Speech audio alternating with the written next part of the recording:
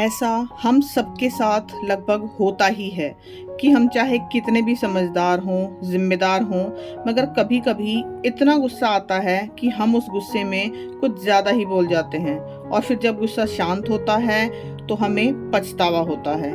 इसलिए जब भी गुस्सा आए तो थोड़ा सा सब्र बनाकर उस टाइम को निकल जाने दीजिए। यकीन मानिए, बेहद गुस्से के वक्त किया गया ये थोड़ा सा सब्र आपको बाद के हजारों पछतावों से बचा लेगा।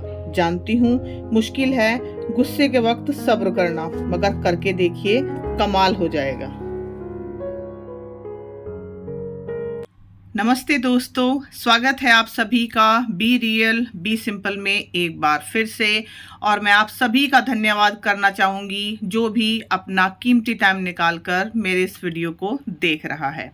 ये शूट मैंने किया था 15 मई बुधवार को सुबह से ही, और अभी करीब 6 बजे हुए हैं। मैं 5 बजे उठी थी तो मैं वॉक के लिए गई थी, और वॉक पर जाने के लिए मैं हमेशा इस तरह से टी शर्ट और लोअर पहनना ही पसंद करती हूँ। तो वापस आते वक्त मैं दूध भी लेके आई थी क्योंकि घर में दूध खत्म हो रखा था, शाम के वक्त आया नहीं था। बस दही जमाने के लिए दूध था तो वो मैंने जमा दी थी रात में ही। बाकी मैंने सोचा था कि सुबह जाऊंगी तब ही दूध ले आऊंगी।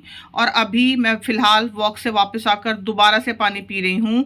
सुबह का जो गर्म पानी मैं शहद के साथ पीती हूँ वो तो मैं पी चुकी हूँ। और अभी 6 बजे हैं और आप मेरे पीछे रोशनी देख सकते हैं कितनी ज़बरदस्त हो रही है। तो अभी बस मैं कपड़े चेंज करूँगी दोबारा से, वही जो मैंने रात को पहने हुए थे, क्योंकि बाहर जाने के लिए मैं वो कपड़े नहीं पहनती, बस टी शर्ट ऊपर से चेंज कर लेती हूँ। और पानी पीने के बाद मैंने लगाई है सबसे पहले पूरे घर में झाड़ू, और बाहर जैसे मैं हमेशा पानी से धोती हूँ वो मैंने धो दिया है। पोछा भी नहीं लगा है, वो मैं बाद में लगाऊंगी। गेट की सफाई मैंने अच्छे से कर दी है। और अभी 6:30 बज चुके हैं। 6:30 बजे आप सूरज का आलम देखिए, मतलब अभी से इतनी तेज धूप हो रही है, पूरे दिन तो खैर क्या ही हालात रहेंगे। आ गई हूँ किचन में अपनी बेटी के लिए लंच बनाने, और उसको आज मैं दूंगी टिंडे की सब्जी जो उसको बहुत पसंद आई थी। सिंपल मैंने तेल चढ़ाया है सरसों का, जीरा डाला है उसमें, और चॉपर में चॉप की हुई प्याज डाली है। प्याज को जल्दी भूनने के लिए अपना वही हमेशा वाला ट्रिक, थोड़ा सा नमक डाला है। साथ ही चॉपर में चॉप करके डाल दिए हैं मैंने 3 से 4 टमाटर, मीडियम साइज के 3 से 4 टमाटर थे।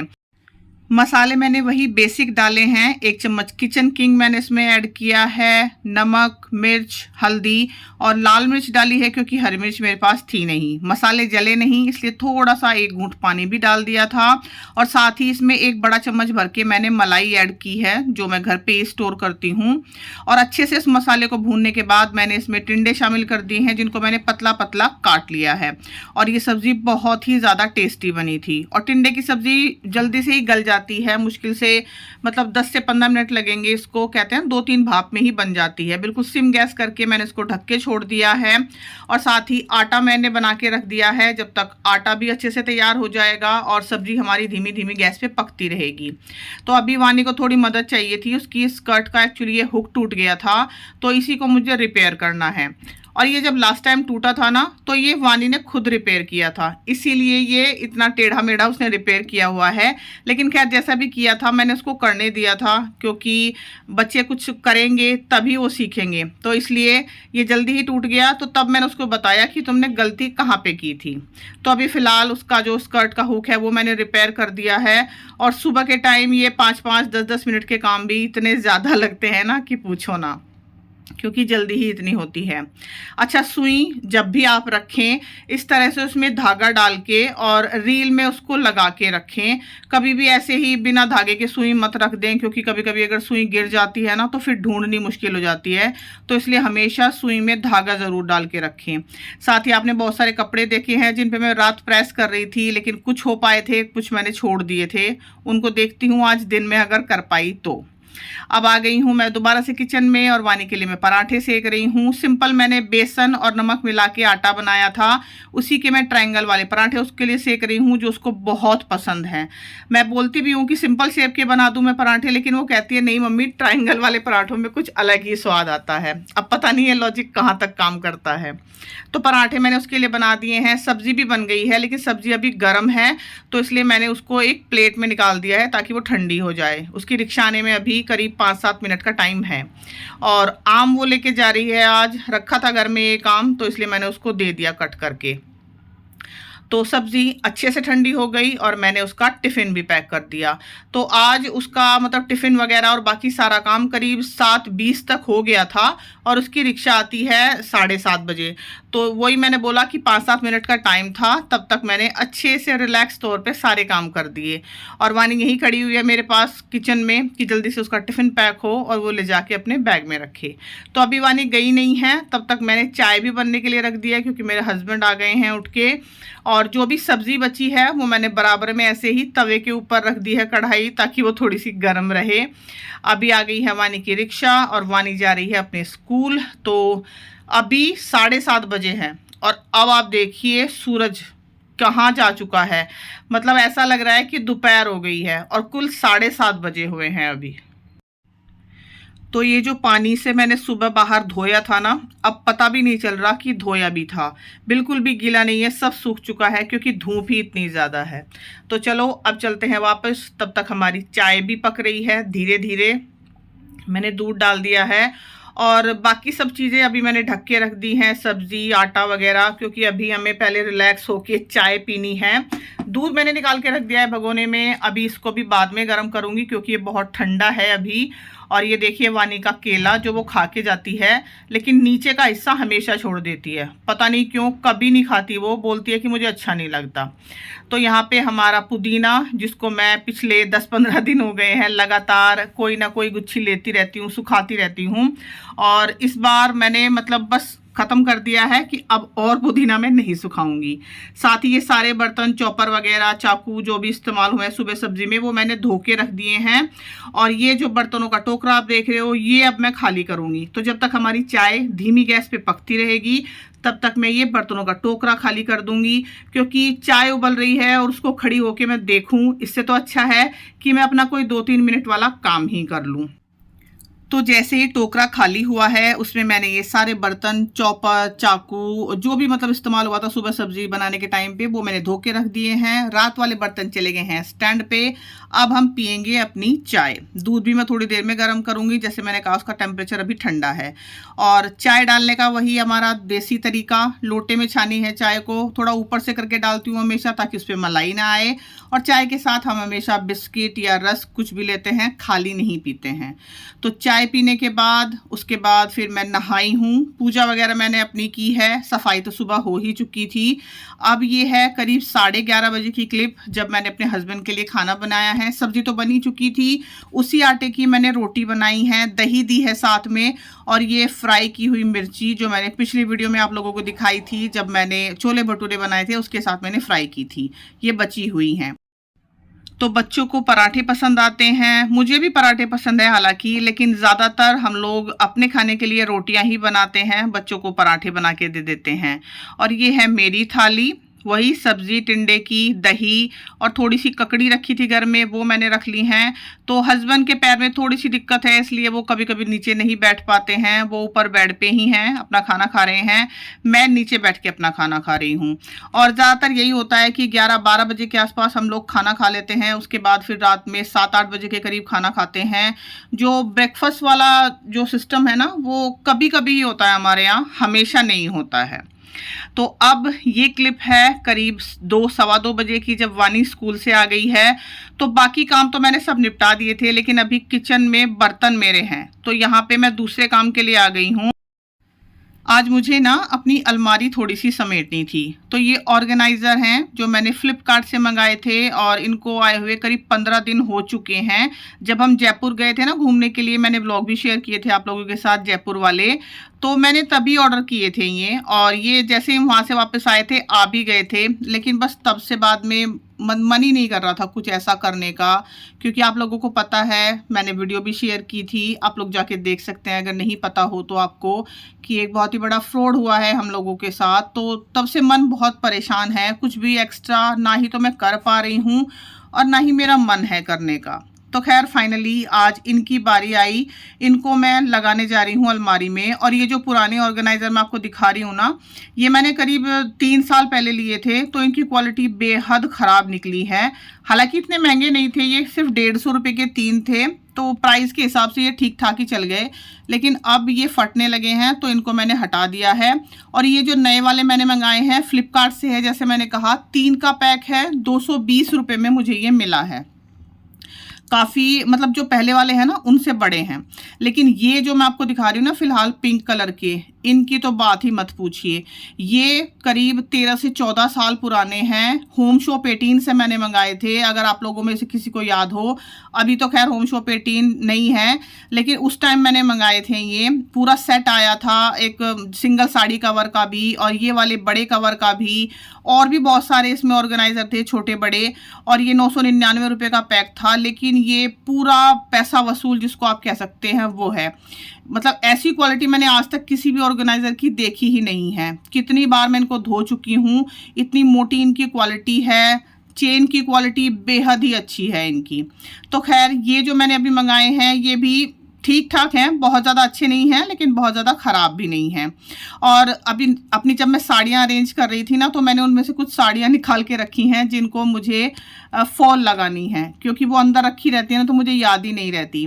तो इस तरह से मैंने सारी अलमारी को पहले साफ़ किया, उसके बाद अरेंज कर दिए हैं ये ऑर्गेनाइज़र। और ये साड़ियाँ जिन पे मुझे फॉल लगाने हैं इनको मैंने बाहर हैंगर पे ही टांग दिया है। इनके फॉल भी मैंने यहीं पे रख लिए हैं सामने ही, ताकि मुझे याद रहेंगे। क्योंकि जब साड़ियाँ अंदर रखी रहती हैं, मतलब जब चीज़ आंखों से ओझल हो जाती है ना, तो आपको मतलब याद ही नहीं रहता कि वो काम करना भी है। और ये साड़ियाँ पिछले करीब 1-1.5 साल से मेरे पास हैं। एक जो वाइट वाली साड़ी आप देख रहे हो जो मैंने अपनी बेटी के बर्थडे पे पहनी थी, वो तो उससे भी पुरानी है और उस पर फॉल नहीं लग पाया आज तक। तो ये देखिए सारी अलमारी मेरी अच्छे से अरेंज हो गई है। और ये वाले वो ऑर्गेनाइज़र हैं 4 जिनकी मैं बात कर रही हूँ, होम शॉप 18 से मैंने मंगाए थे। ये तो दी बेस्ट हैं, 13-14 साल से मेरे पास हैं और क्वालिटी अभी भी इनकी A1 है, इनका कोई मुकाबला नहीं है। तो पूरी अलमारी मेरी अच्छे से अरेंज हो गई है। और अलमारी का ये जो सबसे ऊपर वाला हिस्सा है ना, ये भी अच्छी तरह से ऑर्गेनाइज्ड है। मैंने आपको दिखाया था जब मैं जयपुर गई थी, इन्हीं में मैं छोटा छोटा सामान रख के लेके गई थी। अब थोड़ी सी और सफाई की बारी है। ये एक और ऑर्गेनाइज़र टाइप ही है मेरे पास, इसको मैं आज साफ़ करने वाली हूँ। और इसमें मैं नीचे ये पुराने जो कैलेंडर होते हैं ना, इनको कट करके बिछा देती हूँ। तो मैंने पिछली वीडियो में बताया था कि यहाँ पर चूहे बहुत ज़्यादा हो गए हैं। तो कमरे में अंदर तो खैर आते नहीं हैं चूहे, लेकिन फिर भी मतलब कहीं ना कहीं मुझे गंदगी दिख जाती है ना, तो फिर मैंने सफाई करना ही बेहतर समझा। यहाँ पर जो प्लास्टिक शीट मैंने बिछाई हुई थी ना, वो भी चूहों ने काट दी है। तो इसलिए मैंने अभी अखबार बिछाया है फिलहाल टेम्पररी, बाद में देखती हूँ यहाँ पे मैं क्या कर सकती हूँ। और यहाँ पे सारे परफ्यूम्स वगैरह मैंने अरेंज करके रखे हैं। ज़्यादातर मेरा बेटा इस्तेमाल करता है, क्योंकि आप लोगों को भी पता है कॉलेज जाने वाले बच्चे हैं, उनकी एक्सेसरीज अलग ही होती हैं। और नीचे मेरी सारी चूड़ियाँ हैं, इस तरह के ट्रांसपेरेंट बॉक्स हैं मेरे पास। ये छोटे छोटे 10-10 रुपये के लोकल मार्केट से ख़रीदे थे मैंने, तो ये करीब 13-14 पीस हैं। और इन सब में मेरी ये चूड़ियाँ बड़े अच्छे से अरेंज हो जाती हैं। और ये देखिए मैं दिखा रही हूँ ना आपको, चूहे ने कवर इस तरह से ये कट कर दिया है, जगह जगह से ये कट भी हो गया है। तो ये कवर भी अब मुझे लगता है शायद मुझे हटाना ही पड़ेगा, लेकिन खैर जब तक चल रहा है तब तक चला लेती हूँ। तो फिलहाल ये अलमारी हमारी अच्छे से साफ़ हो गई है। और साथ में जो ये पर्पल कलर के बॉक्स आपको दिखाई दे रहे हैं, ये मैंने अच्छे से क्लीन किए हैं। ज़्यादा डिटेल में शूट इसलिए नहीं करती क्योंकि फिर मेरी वीडियो बहुत ज़्यादा लंबी हो जाती हैं। और ये सफाई मेरी लगभग हर हफ्ते या 10 दिन में होती ही है। अलमारी भी अच्छे से मैंने सेट की है। और सुबह जो बाकी प्रेस के कपड़े बचे हुए थे उन पे मैंने प्रेस कर दी है। और अभी मैंने प्रेस को आगे ही रखा हुआ है कि अगर दिन में टाइम लगेगा तो फिर दोबारा से मैं कपड़ों पे प्रेस कर लूँगी। हालांकि लगा नहीं था टाइम मेरा दोबारा से। और ये देखिए मैंने अपने लिए एक और काम फैला लिया। मैं बिल्कुल थोड़ा सा दूध था, इसको धीमी गैस पे करके और अंदर काम करती रही, और ये पूरा निकल गया, पूरा मैस फैल गया इसका। और सच कहूँ इतना गुस्सा इस टाइम आ रहा था ना मुझे, लेकिन फिर मैंने अपना दिमाग शांत करके बस सफाई करना ही बेहतर सोचा, कि कितना भी गुस्सा कर लूँ, मेरे गुस्सा करने से ये सब साफ़ तो नहीं होने वाला है। साफ़ करूँगी तभी साफ़ होगा, शांत दिमाग रखूँगी तभी सब ठीक होगा। तो बिल्कुल शांत दिमाग रखते हुए मैंने यहाँ पर सब जगह सफाई की और उसके बाद मैंने अपने लिए बनाई है कॉफ़ी। तो कॉफ़ी ही मुझे बनानी थी, उसी के लिए मैंने ये दूध गर्म होने के लिए रखा था, क्योंकि थोड़ी सी थकावट महसूस हो रही थी। तो खैर जो भी हो, बिल्कुल शांत दिमाग रखते हुए गैस वगैरह सब दोबारा से साफ़ की और यहाँ पे मैंने अपने लिए कॉफ़ी तैयार कर ली है। और कॉफ़ी मैंने कॉफ़ी पेस्ट से तैयार की है। तो गर्मा गर्म हमारी कॉफ़ी पीते हैं, इंजॉय करते हैं, थोड़ा सा रिचार्ज होते हैं। और कॉफ़ी का पेस्ट मैं कैसे बनाती हूँ, इसके लिए एक वीडियो है मेरे पास मेरे चैनल पर, मैं डिस्क्रिप्शन बॉक्स में उसका लिंक दूंगी, प्लीज़ आप देख लीजिएगा। तो जैसे मैंने अलमारी समेटी है ना, ये थोड़ी सी यहाँ से कपड़े निकले हैं, फुल बाजू की शर्ट है एक्चुअली जो आपने अभी देखी, तो वो मुझे उठा के रखनी है बेड में, ऊपर वाले बेड में। और यहाँ पे मैं आपको अलमारी नहीं सॉरी रसोई दिखा रही हूँ कि रसोई पूरी तरह से साफ़ है, समेटी हुई है, लेकिन कुछ कुछ सामान इधर उधर रखा हुआ है। जैसे ये रूह अफ़ज़ा की बोतल मेरे हस्बैंड लेके आए थे, और ये पीनट बटर का डब्बा बच्चे खाते हैं और यहीं पे रख देते हैं क्योंकि उनको अच्छा लगता है पीनट बटर खाना। और ये पुदीना हमारा अच्छे से सूख गया है, अब और पुदीना मैं नहीं सुखाने वाली, बस बहुत स्टॉक हो गया है। बर्तन जैसे मैंने कहा था कि अभी बचे हुए हैं, तो बर्तन मुझे करने हैं, और इन पॉलिथीन में भी थोड़ा बहुत सामान है जो मुझे अभी लगाना है। हस्बैंड ही लेके आए थे, छोटा छोटा सा सामान है। और अभी जब दूध निकला था ना, तो वो थोड़ा सा नीचे भी बिखर गया था, तो इसलिए मैंने यहाँ पे भी सफाई की थी।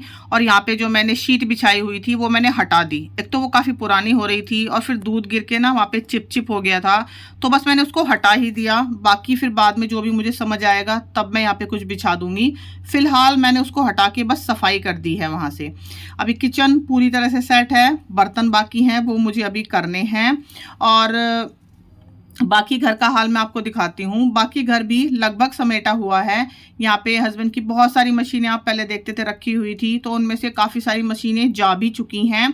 और ये एक बड़ी सी पॉलिथीन आप देख रहे हो, ये है पूजा का सामान जो एक्स्ट्रा बचता है ना, बाद में वेस्ट रुई वगैरह बच जाती है दिए में, वो मैंने एक पॉलिथीन में करके रख दी है। साथ ही वो डस्टबिन भी है जो मैं इस्तेमाल करती हूँ, इसको मुझे ऊपर लेके जाना है आज, इसका भी थोड़ा सा आज कुछ करना है, बताऊँगी वीडियो में आगे आपको।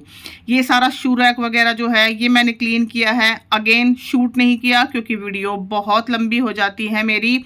और नीचे का घर जितना भी मैं समेट सकती थी, संगवा सकती थी, साफ सफाई मैंने कर दी है।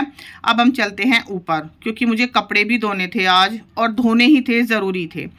तो यहाँ पे मशीन मैंने लगा दी है। साथ ही बाल्टी में आप देख रहे हो थोड़े से डब्बे हैं जिनके लेबल मुझे उतारने हैं, लेबल जो लगे होते हैं, तो उनको मैंने पानी में भिगो के रखा हुआ है। एक रात भीगे रहेंगे, उसके बाद ही मैं उनके लेबल उतारूंगी। और ये है नई वाली फूल झाड़ू जिसको मैं छत पे लगाने के लिए लाई थी, ताकि इसका जो भी कूड़ा होता है ना वो निकल जाए, उसके लिए मुझे एक्स्ट्रा एफर्ट ना करने पड़े। और वो डस्टपैन जो मैंने पिछली वीडियो में दिखाया था वो खरीदा था, वो भी ऊपर के लिए ही लाई थी क्योंकि ऊपर का डस्टपैन अगले ही दिन टूट गया था। तो बाकी कपड़े मुझे हाथ से धोने हैं। ये दरी वगैरह जो मैं नीचे से लाई हूँ, बिछाती हूँ ना, तो काफ़ी गंदी हो रही थी। और जो वो ऑर्गेनाइज़र निकले हैं ना जो पुराने हैं, उनको धो के रख लूँगी, देखती हूँ कहीं काम आ सकते हैं तो अगर बेड के अंदर। और यहाँ पे मैं अपने पौधे दिखा रही हूँ। पौधे क्या, एक्चुअली एक भी पौधा नहीं है क्योंकि जो चूहे हैं ना उन्होंने सारे पौधे खा दिए हैं मेरे। जो पोटू लगा के मेरे पेड़ थे ना, पौधे थे सॉरी, और पिछले साल उन पे कितने सुंदर सुंदर पिंक कलर के फ्लावर्स आते थे। मैंने पिछले साल येलो कलर के भी लाके लगाए थे कि इस बार वो मतलब उग जाएंगे, लेकिन कुछ भी नहीं, एक भी पौधा मेरा अभी फ़िलहाल नहीं है। एलोवेरा के भी सारे प्लांट बेकार हो चुके हैं। तो अभी मैं आपको एक झलक कमरे की दे देती हूँ और साथ ही दिखा देती हूँ अपना नए वाला डबल बेड जो हमने बनवाया था। तो ये है डबल बेड और ये है इसका हेडबोर्ड जो डार्क ब्राउन कलर में है। इसके ऊपर अच्छे से जो प्लास्टिक शीट वगैरह है ना वो उन्होंने करके ही भेजी थी, और वो मैंने अभी तक निकाली नहीं है। आप कुछ भी कह सकते हो इसको, मतलब मैंने गंदगी के हिसाब से नहीं निकाली कि गंदा होगा मुझे एक्स्ट्रा साफ़ करना पड़ेगा, या फिर ये समझ लीजिए कि ये क्योंकि हमारा रेंटेड घर है, हमारा घर तो है नहीं, तो शिफ्ट तो हमें करना ही होगा। तो जब भी हम शिफ्ट करते हैं कुछ ना कुछ खरोंच पड़ ही जाती है। नया फर्नीचर है इसलिए मैंने नहीं निकाली, कोई बात नहीं, लगे रहने देते हैं ऐसे ही जब तक लगी रहती है। और डार्क ब्राउन कलर का इसका ये हेडबोर्ड है, इस तरह से इसमें ये बटन्स कहूँ लगे हुए हैं, बड़ा ही सुंदर सा इसका डिज़ाइन है ये। साथ ही इसके एक साइड टेबल आई है, मैंने एक ही बनवाई है क्योंकि 2 साइड टेबल रखने के लिए हमारे पास कमरे में जगह नहीं है। और ये हैं गद्दे भी हमें नए खरीदने पड़े हैं। तो ये करीब 5 इंच का गद्दा है, जिसको हम जब बेड पे रखते हैं तो इसमें से समझिए कि 1-1.5 इंच अंदर चला जाता है इस तरीके से। और ये ऑर्थोपेडिक वाले मैट्रेस हैं, फोम वाले मैंने नहीं लिए क्योंकि फोम वाले वो भी मना कर रहे थे जहाँ से हमने लिए हैं, क्योंकि वो 2-3 साल बाद फैल जाते हैं, दब जाते हैं। और इन गद्दों पे हमें 10 साल की वारंटी मिली है और ये आए हैं 11,000 रुपये के। तो ये डार्क ग्रे कलर मुझे पसंद आया था, यही मैंने लिया है। और बेड हमें टोटल पड़ा है 22,000 रुपये में। तो ये सब हमने तभी ले लिया था जब वो हमारे साथ फ्रॉड वाला कांड हुआ था ना, उससे पहले ही ले चुके थे। उससे जस्ट 1 दिन पहले ही बेड आया था, 1 दिन पहले ही गद्दा आया था 3 तारीख में, और 4 तारीख में वो हमारे साथ हुआ ही था। मैंने वीडियो भी बनाई थी, आप लोग देख सकते हो उस वीडियो को, आपको डिस्क्रिप्शन बॉक्स में लिंक मिल जाएगा उस वीडियो का। तो यहाँ पे मैं आपको दिखा रही हूँ, ये थोड़ी सी जगह मैंने खाली की है वॉशिंग मशीन के लिए, क्योंकि वॉशिंग मशीन जहाँ पे मैं रखती थी ना इसी कमरे में, तो बेड के सामने रखती थी तो वहाँ पे फिर आने जाने में दिक्कत होती थी। तो थोड़ी सी जगह मैंने बनाई है वहाँ पे जहाँ पे हस्बैंड का सामान रखा होता है, उसको सबको एक तरफ करके जितना भी मैं कर सकती थी। साथ ही ये बालकनी का व्यू आपको दिखा देती हूँ। यहाँ पे हमने ये बर्ड नेट लगाया है क्योंकि कबूतरों ने बहुत ज़्यादा आतंक मचा रखा है, मतलब बहुत ज़्यादा गंदगी फैलाते थे और यहाँ पे पूरा अपना बसेरा बसाया हुआ था उन्होंने, और किसी भी तरीके से रुक नहीं रहे थे। तो हमने पूरा बर्ड नेट लगाया है यहाँ पे। और ये नीचे जो छोटी छोटी सी जगह थी, इनमें हमने थर्माकोल के पीस कट करके वो लगाए हैं। अब जाके शांति पड़ी है कि कबूतर नहीं आ पा रहे हैं यहाँ पे। और ये जो बर्ड नेट है ये मेरे हस्बैंड ने अमेजन से मंगाया था, करीब शायद 2 सेट उन्होंने मंगाए थे और शायद 650 या 700 रुपये की ये हमें पड़े थे। और बेड हमारा बहुत ही मजबूत बना है और बिल्कुल सुपर सिंपल है जैसा मुझे पसंद आता है। तो ये हमने जिनसे बनवाया है वो हमारे जानकार ही हैं, तो वो हमेशा बहुत ही अच्छी चीज़ बना के देते हैं। जो हमारे नीचे कमरे में सिंगल बेड है ना, वो भी उन्होंने ही बनाया था, करीब 16 साल पहले वो उन्होंने बना के दिया था और अभी तक भी यूं का यूं ही रखा हुआ है वो। तो ये जो सारी चीज़ें थी पूजा की लेफ़्ट ओवर जो बच जाती हैं, ये मैंने जला दी हैं। इनमें भीगी हुई बत्तियां जो मतलब बाद में बच जाती हैं, घी की या तेल की जो भी आप इस्तेमाल करते हो, वो अच्छे से जल जाती हैं। थोड़ी सी भी आप उसको मतलब आंच दिखाओ तो जल जाती हैं अच्छे से। जब ये जल जाएंगी तो इनकी राख में इकट्ठी करके रख लूँगी, या तो पौधों में डाल दो या फिर आप खेत वगैरह में डाल सकते हो, ताकि आपको पानी वगैरह में ये सब कुछ बहाना ना पड़े। तो कपड़े अभी आधे धुले हैं, आधे बीच में ही हैं। आधे कपड़े धो के खंगाल के सुखा के मैं आ गई हूँ, और आधे कपड़े जैसे मैंने कहा छोड़ दिए हैं क्योंकि मुझे अभी कहीं जाना है अर्जेंट में।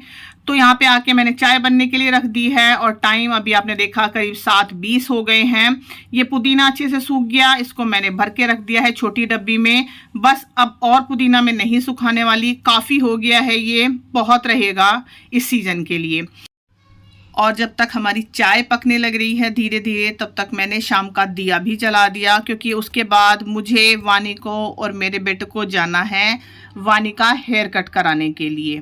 तो देखिए चाय हमारी बन गई, तो मैंने पी है चाय और हस्बैंड ने, बच्चों ने तो खैर नहीं पी है। तो मैं, राम और वानी, हम तीनों आए हैं वानी का हेयर कट कराने के लिए। लेट हो गए थे तो इसीलिए मैंने बोला राम से कि हमें गाड़ी से लेके चल, नहीं तो मैं रिक्शा से ही आ जाती। और ये है वानी का न्यू लुक। उसके बाल बहुत बड़े हो रहे थे, मैनेज करना मुश्किल हो रहा था, गर्मी में बहुत परेशान हो रही थी।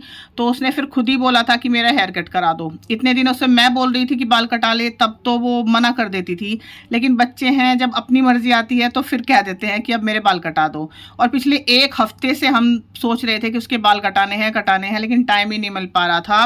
तो अब फिलहाल हम आ रहे हैं वापस, और वापस आते वक्त स्टेशनरी से हमने थोड़ा सा सामान लिया है, थोड़ा सा मेडिकल स्टोर से भी लिया है, वो मैं आपको घर चल के दिखाती हूँ।